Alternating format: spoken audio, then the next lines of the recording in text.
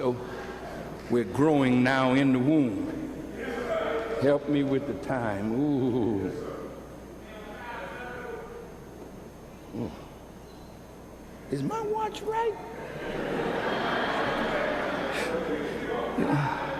Is it 11:30?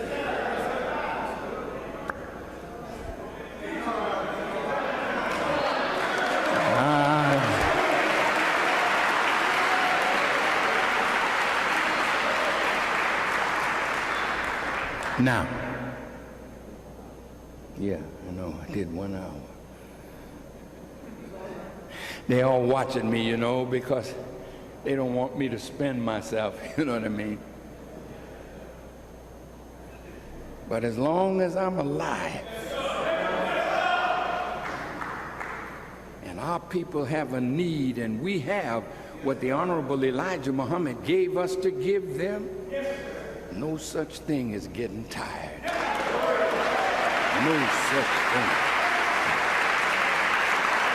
Now look, do we need land? Do we?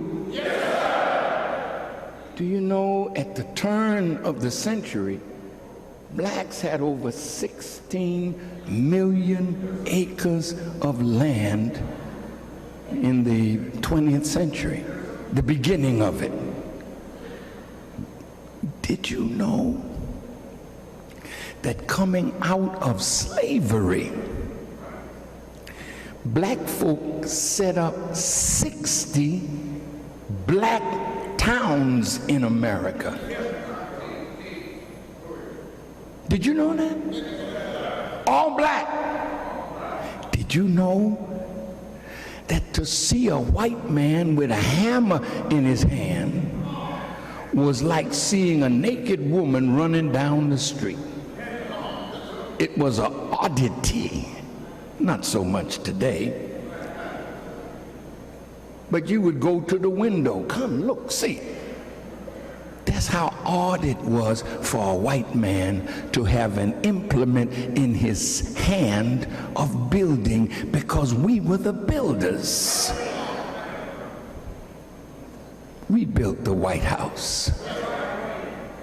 We were on loan to America from the slave master to help build the Congress, the White House.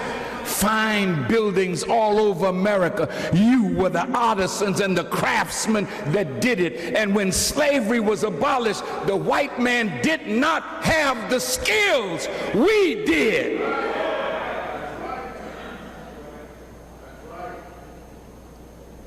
Where's your skill level now? We were the carpenters. We were the plumbers. We were the electricians. We were the engineers coming out of slavery. We don't know carpentry today. We don't know brick masonry today. We don't know how to work with metals today. We had all of that coming out of slavery. We built 60 towns. We had over 600 state legislators, 18 congressmen, and 2 senators in the first 10 years out of slavery. Did you hear me? Yes, and white folks said, we can't have this. If we allow these blacks to continue like this, they'll take the country from us. That's when Reconstruction, Jim Crow, the Ku Klux Klan, the Night Riders, all of that came into play to push us back on the plantation as sharecroppers. This is just our history. We were betrayed by the government.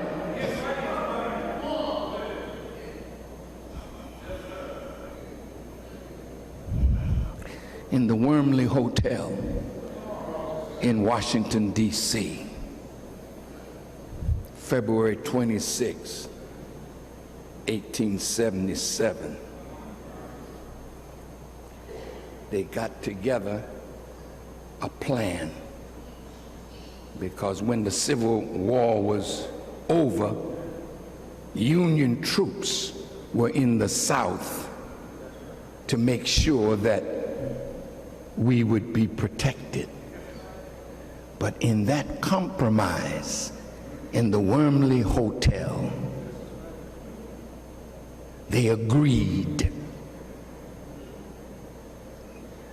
to draw the troops out of the South that protected us. Yeah. And they also agreed that all the rights and privileges that we had coming out of slavery would be reversed. And did you know that when the unions were formed, it was not formed for you? A Jewish man named Samuel Gompers started the unions. And the union was designed to keep our craftsmen out of work.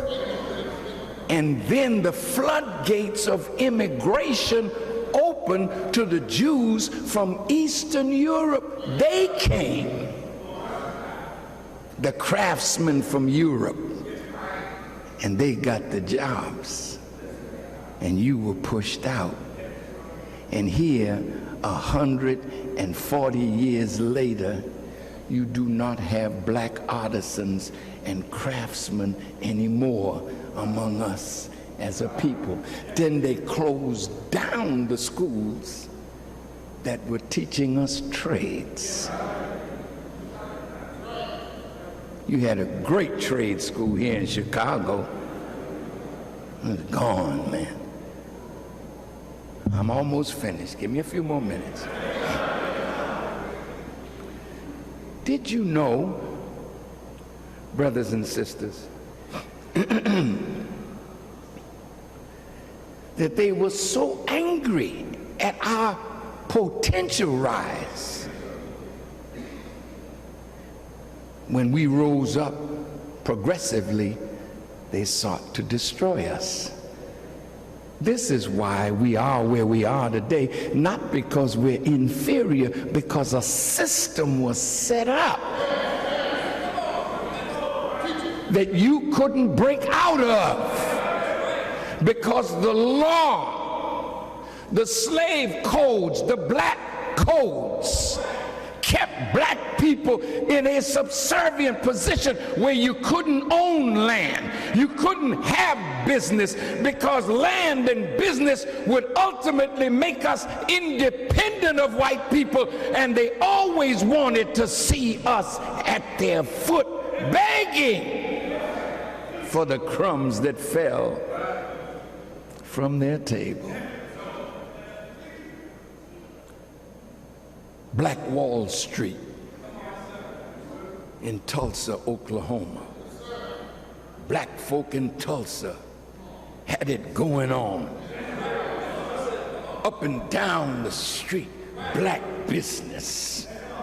Black people with pride and dignity in what they had produced under adverse condition. Then a lie was told that a white girl, this precious, pure thing, was raped by a big, burly Negro. You know how they can make that picture look so ugly? They don't even say a young man beat so-and-so up. No, it was a big, black, burly Negro. That frightens other white folk.